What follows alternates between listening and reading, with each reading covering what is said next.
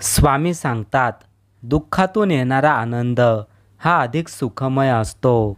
प्रत्येकाचे दिवस पालटत असतातच. आयुष्यात थोडी सहनशक्ती ठेवावीच लागते. आजची परिस्थिती उद्याही तशीच राहत नसते. ती नेहमी बदलतच असते. आपण केलेल्या कर्माची भीती आपल्याला असते.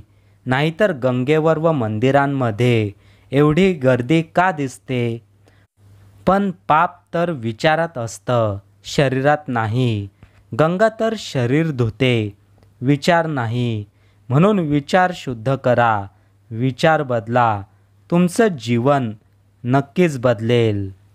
स्वामी सांगतात, कुणीतरी कुणाबद्दल तरी काहीतरी सांगतंय म्हणून ते खरं मानू नका. स्वतः माहिती घ्या, खात्री करा, मगच योग्य तो निर्णय घ्या. आपले डोळे तेच लोक उघडतात ज्यांच्यावर आपण डोळे बंद करून विश्वास ठेवतो. स्वामी सांगतात, प्रत्येकाला इथे गर्व आहे. मी आहे तरच सर्व आहे.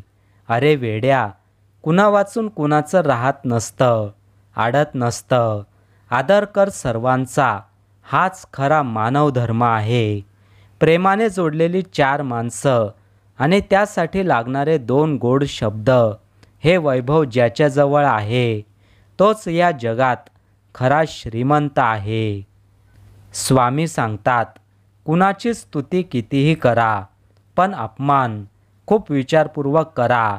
कारण अपमान हे असे कर्ज आहे जे प्रत्येकजण व्याजासह परत करण्याची संधी शोधत असतो. जीवनात कष्ट केल्याने बुद्धी चांगली राहते आणि नेहमी सत्य बोलण्याने आपलं मन चांगलं राहतं.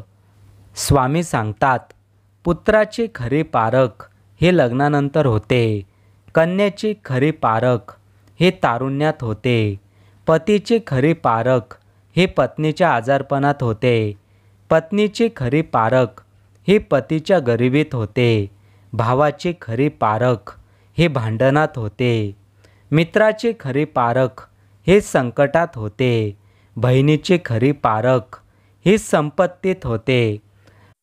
आणि अपत्याची खरी पारख ही म्हातारपणात होत असते.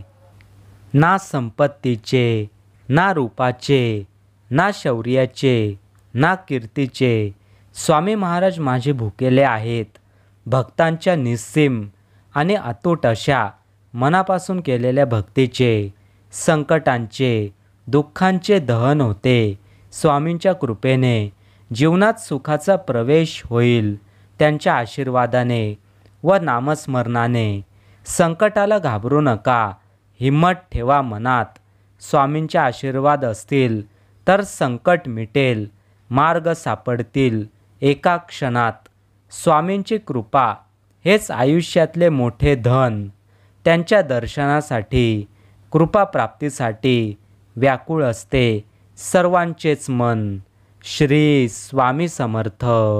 जय जय स्वामी समर्थ.